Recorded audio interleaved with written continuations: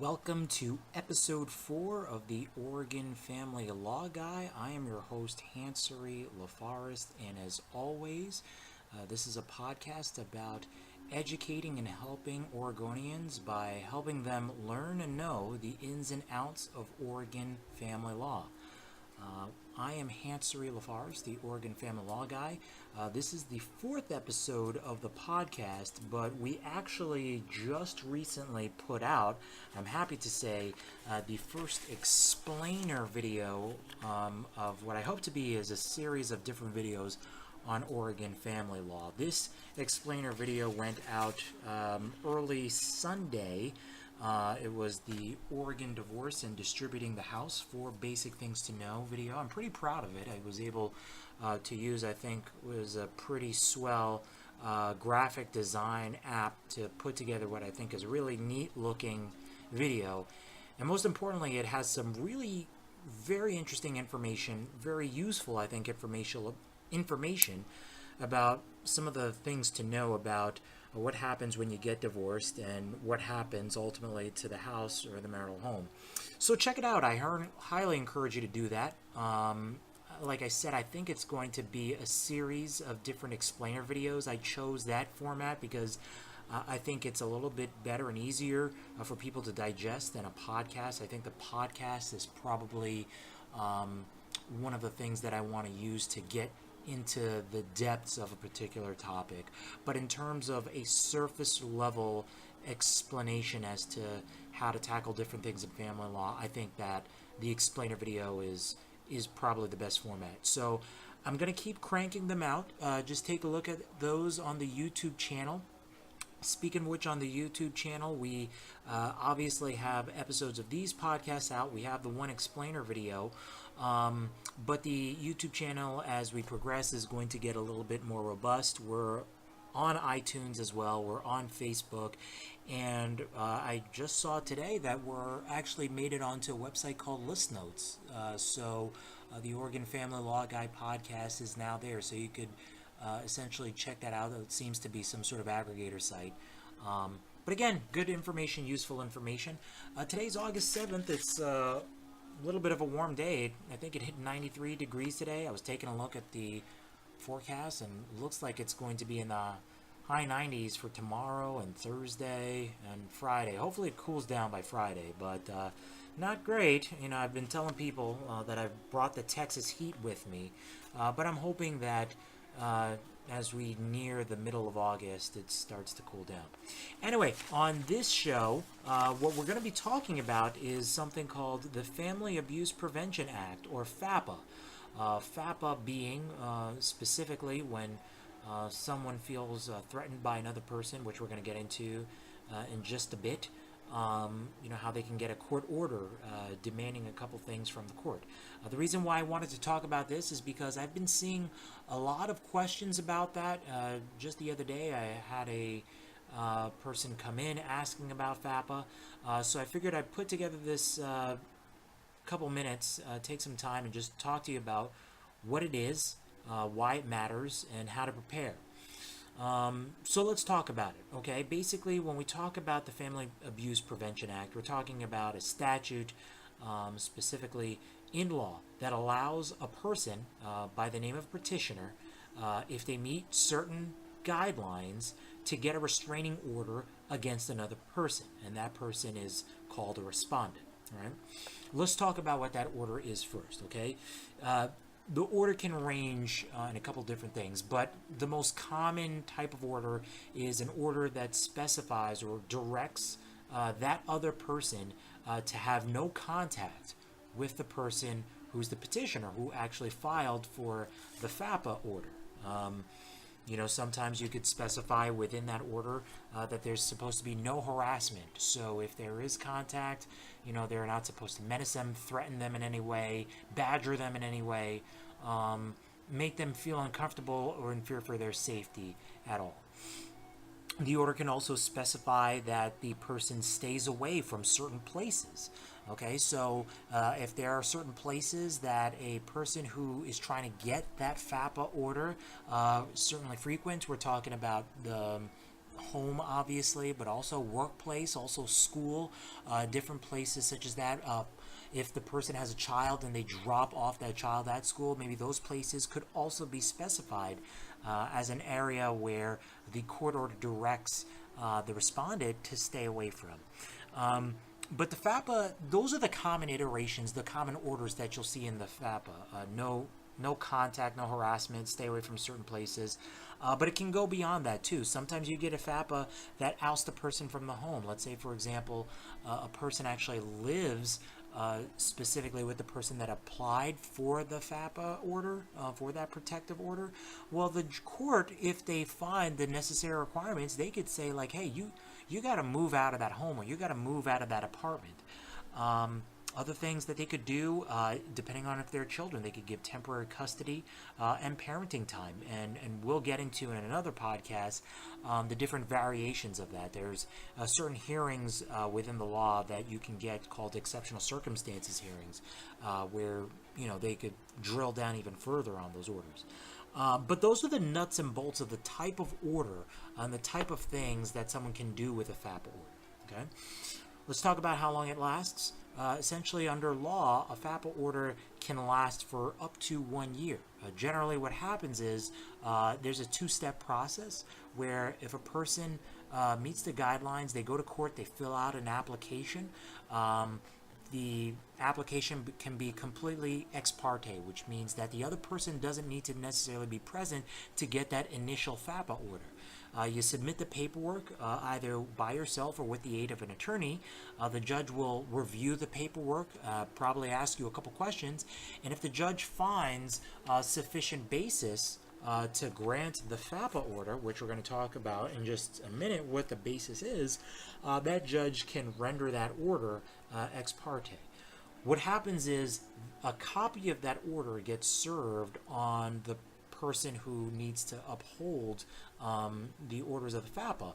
And one of two things is going to happen. They've got 30 days to respond to that order and request a hearing, basically trying to contest that order and get it removed. And we'll talk about why a person would want to challenge that order. But essentially, if they go ahead and request that hearing, they'll schedule a hearing where it's a full-blown evidentiary hearing where you could put on evidence, put on witnesses, present testimony and documents to the court, and if the court finds by a preponderance of evidence that there's sufficient basis to make certain findings for the FAPA, which we'll get to in just a second, the court would then be able to order a more permanent FAPA for up to 1 year. Now, after that year is done, you could always come back and renew. The court also doesn't have to issue it for 1 year. It could issue it for shorter than that, but the maximum is 1 year. The person after that year can always come back and renew that order, but the renewal also has to be on the basis of a showing that a person in that position would reasonably fear for their life. Now, let's talk about the showing. The showing that you need to show to the court in order to get a FAPA or to prevail at a hearing if the other person contests the FAPA is you got to show, number one, that there was some sort of abuse, okay, by that other person. Okay, that other person that you're asking an order from abused you. We'll talk about what abuse is within the preceding 6 months from the date that you filed that order. Okay, you have to show, number two, that you're in imminent danger of further abuse. Okay, so it's not just like, hey, this person, engaged in abuse with me, which we'll talk about abuse in just a second, but also that you're in some form of danger from that person of further abuse. And also you gotta make sure that the court finds that the respondent or that other person represents a credible threat to the physical safety of the person who's applying. Okay, and you got to show all of this by a preponderance of evidence. Okay, so let's talk about some of those specifics over here as to what abuse is and some of those definitions. Okay, when we're talking about abuse, okay, we're talking about some form of showing of violence. Okay, and law, I don't want to drill into this too much, but the law specifies what that is, okay? Either you cause or you attempted to cause bodily injury against a person, number one, okay? Number two, you place them in fear of bodily injury, or you caused that other person to engage in some sort of involuntary sexual relation or sexual act by force or threat of force. So what does that cover? Well, if that person hit you or struck you and caused some sort of bodily injury, that's covered. Okay, if that person attempted to hit you, okay, if they, took out a bat and waved it menacing at you, or, took a swing a couple times, obviously, that's attempting to cause bodily injury. That's a showing of abuse that you'd get under the statute. Or if they placed you in fear of bodily injury. So any threats, reasonable to believe, but, actual credible threats of violence to, I'm going to do you harm, that's also going to be considered abuse under the FAPA statute. And then obviously, if anything such as a rape, sexual assault, some form of sexual action or sexual violence against the other person by force or threat of force, that's also going to be abuse under the statute. That's a way that you can show entitlement to a FAPA.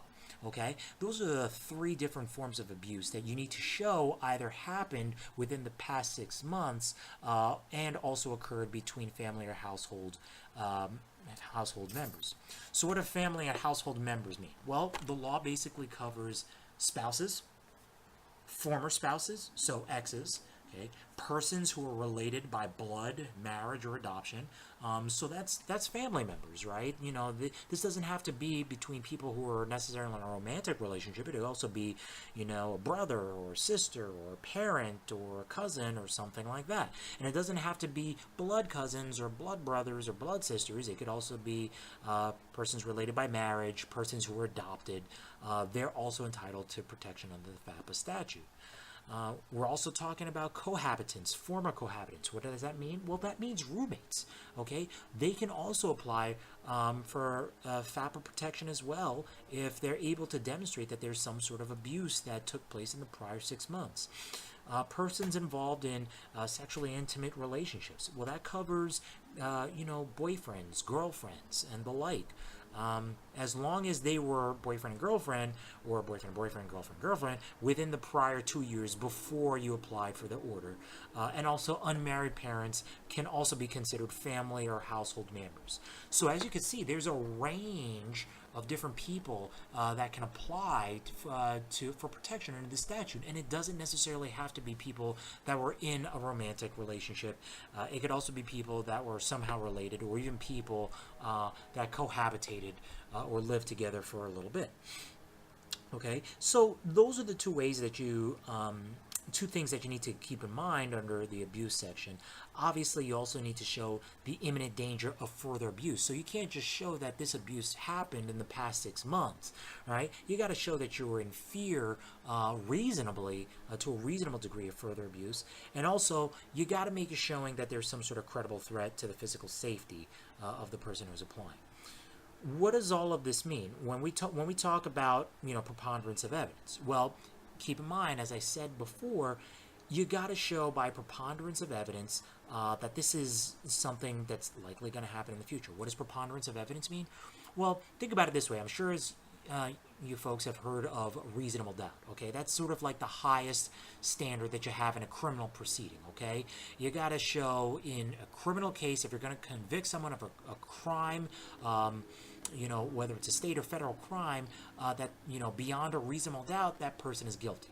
Well, preponderance of evidence is a lower standard than that. And generally the way that lots of people think about it is you got to show by perhaps just over 50%, like maybe by 51% of the evidence shows that a person, committed abuse against you, you're in imminent danger of further abuse, and they present a credible threat to your physical safety.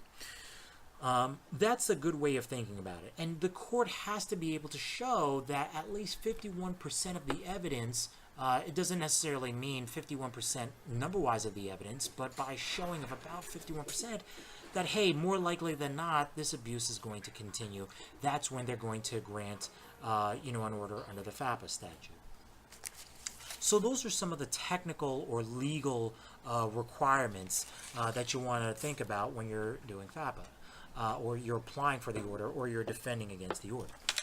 So with all that being said, I want to spend just a couple minutes talking about, exactly what you're going to have when you have these sorts of hearings. Because oftentimes when you have a FAPA hearing, it's going to come down to a he said, she said sort of evidentiary standard, right? Because let's say that you do have a situation where you were physically assaulted by a person and you want to apply for a FAPA order. Well, if no one was there to actually see what took place, it's just you testifying. Well, that other person, if you apply for that order and that person contests the order and you have a contested hearing, can simply say like, no, it didn't happen the way that this person is saying that it happened. What does that mean? Well, it ultimately means that when it comes down to court, and when it comes down to the hearing, the judge is going to listen to your testimony, the judge is going to listen to the testimony of the other person, and they're going to have to be weighing the credibility of either witness when it comes down to that. And oftentimes what it's going to come down to is it's going to come down to the judge, whoever it is, corroborating the testimony of both sides to make that that credibility determination. What can you do to help yourself in that situation? Okay, and this is for people that are on either side of the boat. Either, you're a person that is applying for a FAPA order, or you're a person that's, defending against a FAPA order. Well, you do things such as, try to get corroborating evidence. You can get text messages. You can get emails. If a person admits, that they engaged in this particular sort of action that warrants you going out and getting that FAPA order, or on the other hand, if the person admits that they made the entire story up, that sort of corroborative evidence in a text message or email or some sort of written documented proof, that's going to be very helpful for you, and that's going to enable the judge to make a proper determination. If you've got witnesses, sometimes you do have witnesses who saw the thing, or you have witnesses that heard perhaps this person saying or bragging about what they did, or perhaps this person admitting that it was a complete fabrication and they're wanting to apply to this FAPA order not to do that. Those are the sorts of evidence that you're going to be able to use at a FAPA order hearing. So just keep that in the back of your mind. And what we're going to do in subsequent podcasts is we're going to talk about some of the evidence that you want to have, not just at FAPA order hearings, but also just in family law hearings in general. It's a unique area of the law, and there are certain types of evidence that come up over and over again. So we'll have a conversation about that. The bottom line and the bottom sort of takeaway that I want you guys to have as you listen to this is, number one, okay, there are certain standards for a FAPA order that you need to be able to demonstrate. Number two, okay, if you apply for a FAPA order, you can get protection for up to a year, okay? And in addition to that, if you're a person on the other side of things who has a FAPA order applied to against you, you have the right within 30 days to contest that at a contested hearing. And number three, there are certain evidentiary standards that you're going to have to meet, namely the preponderance of evidence standard to meet in order to show your entitlement to that permanent FAPA order, which lasts up to a maximum for a year unless you get that renewed. With all that said, that concludes this episode, and that concludes my talk on the FAPA order hearing. This episode is going to be uploaded to YouTube, so you're going to be able to find it on YouTube as always. You're also going to be able to find it on iTunes as well. So take a look for that. We're also going to be uploading this onto our Facebook page, so just type in Oregon Family Law Guy. It's going to be the first choice that pops up when you look for it. And I want you really to comment on this episode. Comment on what you thought about this. If you have any further questions on FAPA, and most importantly, I want to know what you guys are thinking. If there's a topic of conversation out there in the world of family law in Oregon that you want to talk about or you need answers to, hop on that Facebook site, hop on YouTube, hop on iTunes. I want to hear from you. If you like this podcast, I want to hear that. That's always good to hear nice things. If you think, hey, Hansery, you suck, I also want to hear that too, because I'm always looking for ways to improve this content, to improve this podcast. So with all that said, that concludes the